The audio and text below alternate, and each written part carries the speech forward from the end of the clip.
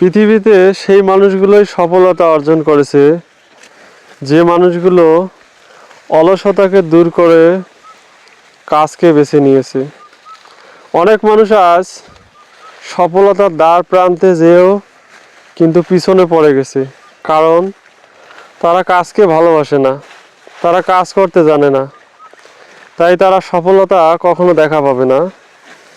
আজ দেখেন, যে মানুষগুলো কাজ করে, যারা কষ্ট করে, ত্যাগ স্বীকার করে, সেই মানুষগুলোই কিন্তু সফলতার চূড়ান্ত পর্যায়ে গিয়ে দাঁড়ায়।